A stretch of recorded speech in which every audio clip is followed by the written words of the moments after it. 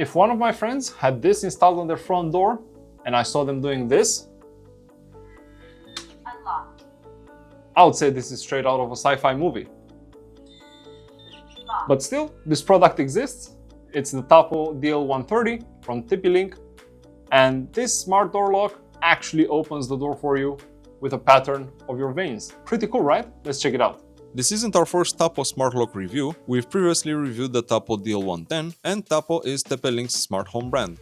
First, we have the BHMA certification, and actually if you go to the BHMA website and search for the TP-Link Tapo DL130, you're going to be able to see it on there and confirm its certification. Of course, it's a palm access smart lock, Wi-Fi deadbolt. On the bottom, we have palm key access, unlock with your palm, versatile for everyone, power shield, always on power. This actually has a backup battery built in that allows you to still use the smart lock even when you're charging the main battery. It features data protection, meaning your data is locally stored and encrypted. It includes a door sensor that alerts you if you left the door open. Very useful.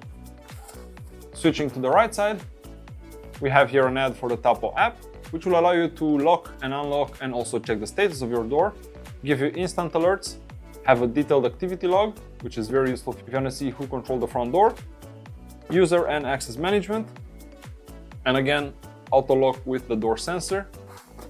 Moving on to the back, we have dual biometric technology, unlock with your palm, vein, and fingerprint. So you can either use the veins in your palm or use the fingerprint to unlock it, but there are also multiple other ways you can do this, and I'm going to show you later. Again, power shield, prevent unauthorized access, versatile for everyone, custom passcodes, certified and reliable with an IP65 year-round protection for the external unit, which is good. Easy installation, installs in minutes. We're gonna check this out later. And then some technical specifications on the bottom left. Unlocking methods are palm vein, fingerprint passcode, the Tapo app, smart assistant, or actual physical keys, which is good to have. I like a smart lock to still have the option of a physical key in case everything else goes wrong. You still have a way to get in your house. Main battery life per one charge up to 1 year. The charging voltage is 5 volts at 2 amps via USB Type-C. The BHMA certification is grade 2 and it has a bunch of encryption for your data security.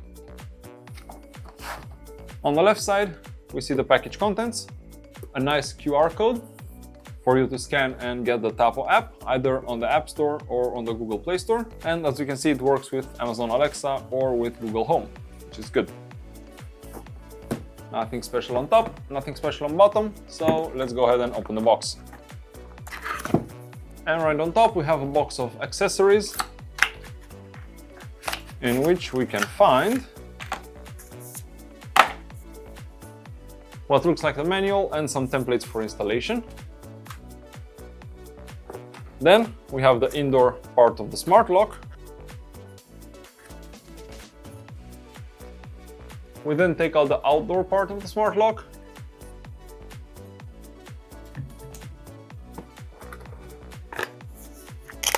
We have here what looks to be the deadbolt with all the mounting plates and the screws needed for this. We then have the indoor installation plate. Some more accessories here on the bottom, like a charging cable, physical keys, again, love to see these, and some other screws necessary for the door sensor. Lastly, this should be the battery. Yep. And if we take a closer look at it, it's a 3.6 volt unit with 7,800 milliamps of capacity, and the charging voltage is 4.2 volts. Let me clean this up and then we can go ahead with the installation. So for the installation, I have all the parts laid out in front of me here. We have a quick start guide that will help you throughout the process and give you step-by-step instructions. But I've done this before, so let's just go ahead and do it. And I'm happy to say that you only need one single type of screwdriver for this whole installation, specifically a Phillips head number 2. And to do the installation, I'm going to reintroduce you to my old friend, the fake door. This is much easier for me to demonstrate all the features on, instead of trying to fumble around with an actual door and filming outside. So let's go ahead and get started. First things first, the plate that goes in the door frame. Tapo also provides a dust cover, but you'll need to check if it's actually compatible with your door. In this case, it's a bit too big for mine, so we're not gonna use it. So we're going straight to the plate and using these screws that are provided. You'll find 4 of them in the package. You just align the plate with the hole in the door frame and just screw it on. Then we take the second screw and repeat it. And now with the plate installed, we can move on to the deadbolt. It is clearly marked top for you to see the orientation that it needs to go in. But if the hole in your door is not aligned with this, it also can extend. But the default position is right for me. So we're just gonna install it into the door and using the same 2 style screws that we used earlier for the plate, let's attach it to the door. With the deadbolt installed, it's time for the outdoor piece. You need to take this cable and route it underneath the deadbolt. And the other parts can just go through. You don't need to worry at this stage about properly aligning it. You can stick on the templates that they provide, but we're just gonna align it later after we install the rest of the pieces. For the moment, you need to take the plate that was provided in the package, also manage the cable through it, and then we take this type looking screw caps things to attach the plate to the outdoor unit, creating a very secure sandwich. And again, it's super helpful that you only need to use one type of screwdriver for all these screws. It's really easy on the installation side. So we just need to tighten these 2 until they won't go anymore. And now is the moment when we actually can align the outdoor piece. So I'm just using my reliable eye chrometer. That seems to be aligned, so we just fully tighten it down. And after the screws won't turn anymore, it's time for the indoor section when we need to remove the battery top cover. We also need to connect the cable to it, and you'll see there's a red part painted on the cable and a red part on the unit. These 2 need to be aligned, after which you simply pull this part through the door lock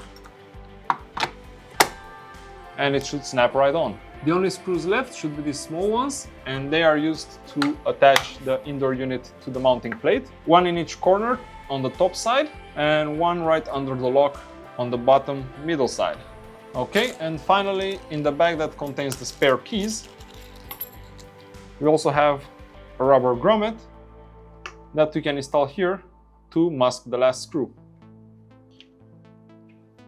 Perfect. Last part would be to install the door sensor, and for that we need this template, which will align with the inside part of the door lock, and this is the slot where we should install the sensor. So what we need to do is peel the adhesive from the back of the sensor, align the template and place it as close as possible to the door lock, which is gonna be right around here. Next we need to charge the battery for a little bit, so I'm gonna do that and be right back. And now that the battery had the time to charge, we can install it. And I've already went ahead and downloaded the Tapo app. We press and hold the reset button, and then within the app, we hit add device. We select the Tapo DL130, we installed it, ready for setup. Now we need to connect to Wi-Fi. Now we can name this device. Now it's time to calibrate the smart lock, and it's prompting us to manually lock it. Then we can hit start calibrating.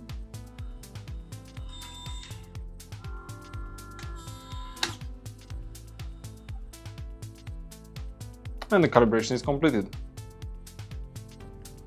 Time to create a pin. And now this is the interesting part. It's time to calibrate our palm. So let's install the back cover. Locked. Lock the door. Spin it around and start registration. Starting palm phase registration.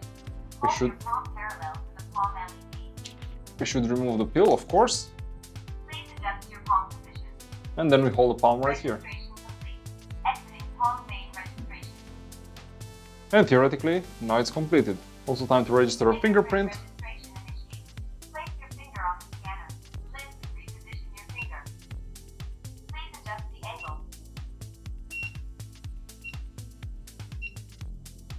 Please adjust the angle. Fingerprint registration complete. Unlocked. Okay, and now the fingerprint has been registered as well. We can continue. Time to check for firmware upgrades. And there is one, so let's go ahead and do that now. And now with the firmware upgrade complete, we can check out the locking options. And the first one is to lock it by the lock button on the bottom right. Or the second one is by using the fingerprint scanner. Unlocked. Locked. Just like this. Very useful. We can also set an auto lock time. And for me, I'm going to set it to 60 seconds. We can also enable an alarm that will notify us in case the door was left open, which I'm also going to do.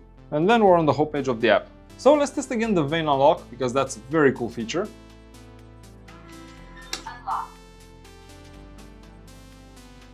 Let's lock it back up Locked. and do it again. Unlocked. And it's surprisingly fast. Let's try and see if I can trick it with my other hand. Locked. So I locked it again, and I'm going to use my left hand.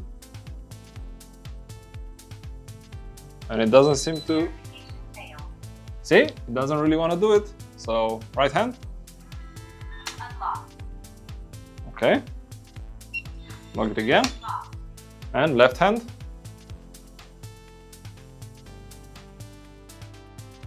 Verification failed. It's actually doing a good job. I want to try with my hand at an angle. For example, Unlocked. it still works. Okay. What about from this side? Yeah, Unlocked. works no problem. As mentioned in the intro, there are multiple ways to actually lock this. One of them is via the Home Assistant. You can actually just tell them to lock the front door. As you saw, the other one is to use the fingerprint reader.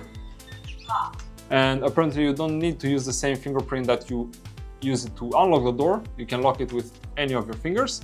There's also the option of the lock button on the right side. You can of course lock it from the inside. Unlocked. So now the door is open and I just put my hand inside Locked. and lock it manually. But again, we also have the option of the keys. So let's unlock it. Unlocked. This is super cool. And right under this flap here, there's space for keys, which we can use Locked. to lock the door. And of course, also Unlocked. unlock it in case of an emergency. This ran out of battery. We can still rely on physical keys. And another very cool feature is, for example, we ran out of battery, and I'm going to simulate this by removing the main battery. There is still here under this flap a USB cable that you can use. Low battery. Please charge. The device will let us know that there's low battery because it has that backup battery I mentioned. But even if that one is dead, you can just use the USB cable here and either a power bank or a reverse charging capable phone to power the lock enough for you to get in the house. Unlocked. And then you can charge the battery. This cable here is super useful. You don't even need to have the cable on you. It's already here. You just need to have the compatible device or a power bank. Another cool feature is the battery can actually be charged while installed. The USB port is right here on the front, so you don't even need to remove it. The lock can still be functional and you can charge it from a power bank or a wall outlet. There's also a ring button on the front, so guests can actually just ring into the house with this. And because this has integration with Home Assistant or Amazon Alexa, this can be linked with all your devices in the house, so you can hear the ring wherever you are if you have a compatible device nearby. Let's take a deeper look into the app. Once we select the Tapo DL130, we have a big status light on the front saying unlocked, and this is also the other place where you can lock the door. Locked. And you get a notification who locked the door, and also you can unlock it from here. Unlocked. Scrolling down, we see the main battery has 78% charge and the backup battery is fully charged. We can also create a one-time PIN code. For example, if you have a pet sitter coming, a cleaner, or anybody that's only going to be in your house once and you don't want to give them a permanent code. We also have an event log on the right where we can see who opened the door, when there was somebody ringing the door, and other activities. We can create normal PIN codes. We can add a name for it, for example, if it's for a family member. And we can also set the access time. So for example, This can be also scheduled to be just for a specific time frame or a daily repeating schedule. Another option here is to manage members and biometrics. And we can also integrate this into some other smart actions. For example, we have a full list here. Going from the top, we can turn on the light in the house when the door is open, which is pretty useful if you have a smart integrated light in your house. You can set it to actually turn on when you unlock the door. So you go in your house, lights are already on, everything is nice. You can also set it to turn the lights on when somebody arrives at home. Again, the door left open reminder. We have intrusion alarms, turning on lights when the doorbell is pressed. For example, if you have an outdoor light shining on your porch, you can have it open or turn on when somebody rings the bell.